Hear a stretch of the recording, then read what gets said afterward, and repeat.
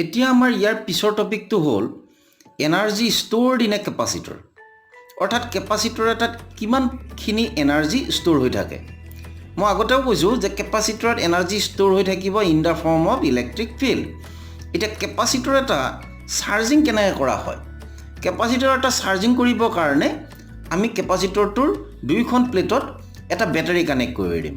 তো battery connect কৰিলে কি হ'ব? এখন প্লেটে পজিটিভ চাৰ্জ ল'ব আৰু এখন প্লেটে নেগেটিভ চাৰ্জ ল'ব।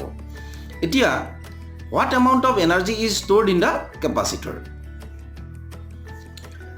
আমি বেটাৰী যেতিয়া কেপাচিটৰটোৰ দুইমূৰে কানেকশ্যন কৰিম তেতিয়াহ'লে বেটাৰীটোৱে চাৰ্জিং কৰিব আৰু বেটাৰীটোৱে চাৰ্জিং কৰোঁতে বেটাৰীটোৱে কিছু ৱৰ্ক ডান কৰিব। তো this work done in charging a capacitor is stored in the capacitor in the form of electric energy. এইখিনি ৱৰ্ক ডানেই ইলেক্ট্ৰিক এনাৰ্জি হিচাপত সঞ্চিত হৈ থাকিব। এতিয়া কেপাচিটৰটো চাৰ্জিং হৈ আছে। চাৰ্জিং হৈ থকা অৱস্থাত আমি ধৰিছোঁ small Q and V dash be the instantaneous charge, অৰ্থাৎ ইনষ্টেণ্টেনিয়াছ মানে তাৎক্ষণিক charge and the potential of the capacitor of capacitance C during the process of charging, অৰ্থাৎ চাৰ্জিং হৈ থকা অৱস্থাত।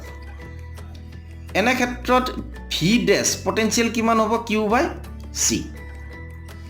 এতিয়া work done in supplying small amount of charge D Q to the capacitor D W is equal to হ'ল গৈ V dash into D Q. এইটো formula আমি আগত পটেঞ্চিয়েলত পাই আহিছোঁ। তো ভি ডেছৰ ঠাইত আমি বহালোঁ Q by C into D Q. এতিয়া total work done in supplying capital Q. ইয়াত এইবাৰ কেপিটেল লেটাৰ কিউ লিখিছোঁ আমি, ইয়াৰ আগৰবাৰ স্মল লেটাৰ কিউ লিখিছিলোঁ। এতিয়া কেপিটেল লেটাৰ কিউ আমি কিয় লিখিছোঁ? এইকাৰণে লিখিছোঁ যে ইয়াতকৈ আৰু বেছি চাৰ্জ কেপাচিটৰটোৱে নলয়। অৰ্থাৎ final amount of charge is capital Q and in the process running the charge gain by the capacitor is small Q. অৰ্থাৎ প্ৰচেছটো ৰানিং হৈ থকা অৱস্থাত স্মল কিউ লৈছিলে আৰু একদম শেষ মুহূৰ্তত ই ল'ব capital Q charge. So' total work done W is equal to আমি ইণ্টিগ্ৰেশ্যন কৰি দিছোঁ ডি ডব্লিউ, জিৰ'ৰ পৰা কেপিটেল কিউ লিমিট। আৰম্ভণিত চাৰ্জ আছিল 0, একদম শেষ মুহূৰ্তত চাৰ্জ হ'ল capital Q, Q by C into D Q. তো চিটো কনষ্টেণ্ট থাকিব, 1 বাই চি আউট হ'ল, কিউ আৰু ডি কিউ ভিতৰত থাকিল ইণ্টিগ্ৰেশ্যনৰ।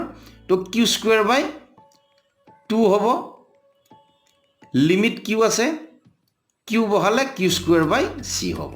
গতিকে আল্টিমেটলি কেপাচিটৰ এটা চাৰ্জিং কৰোঁতে ৱৰ্ক ডান কিমান হ'ল? Q square by 2c। গতিকে this amount of energy will be stored in the capacitor in the form of energy. এতিয়া এইটোকে আমি সামান্য মডিফিকেশ্যন কৰিব পাৰোঁ।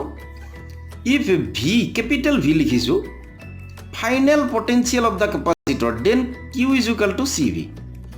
অৰ্থাৎ এইটো ফাইনেল পটেঞ্চিয়েল মানে আমি আগতে ভি ডেছ লিখিছিলোঁ পটেঞ্চিয়েল, এইবাৰ কেপিটেল ভি লিখিছোঁ, যে চাৰ্জো কেপিটেল কিউ লিখিছোঁ। অৰ্থাৎ এইখিনি হৈছে ফাইনেল মমেণ্ট, অৰ্থাৎ শেষ মুহূৰ্তত যিখিনি চাৰ্জ লৈছিল, যিখিনি পটেঞ্চিয়েল হৈছিলে। কেপাচিটৰ এটাৰ পটেঞ্চিয়েল সেইখিনিয়ে হ'ব শেষ মুহূৰ্তত যিখিনি বেটাৰীৰ পটেঞ্চিয়েল। গতিকে সেইকাৰণে আমি লিখিব পাৰোঁ Q is equal to C into V. তো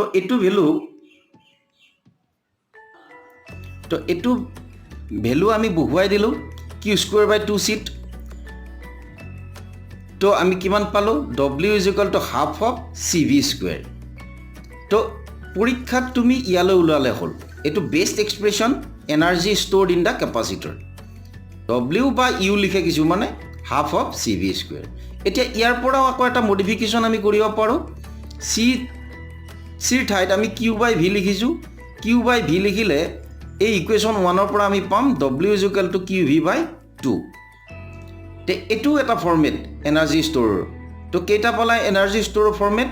ইয়াৰ আগত আমি উলিয়ালোঁ কিউ স্কুৱেৰ বাই 2c, এতিয়া উলিয়ালোঁ হাফ চি ভি স্কুৱেৰ, এতিয়া উলিয়ালোঁ Q V by 2। So' both are correct. You can select this one for convenient purpose. এইখিনিতে এটা কুৱেশ্যন হয় যে বেটাৰীটোৱে কেপাচিটৰটো চাৰ্জিং কৰোঁতে একচুৱেলি ৱৰ্ক ডান কৰিছে কিউ ভি, কাৰণ কেপাচিটৰটো ফাইনেল চাৰ্জ লৈছে কিউ আৰু কেপাচিটৰৰ ফাইনেল পটেঞ্চিয়েল হ'ল ভি। তো work done by the battery is Q V, but energy stored in the capacitor is Q V by 2। এইটো কেনেকৈ হ'ল?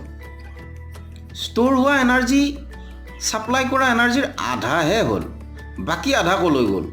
তো এইটো কুৱেশ্যন পৰীক্ষাত সুধিব পাৰে।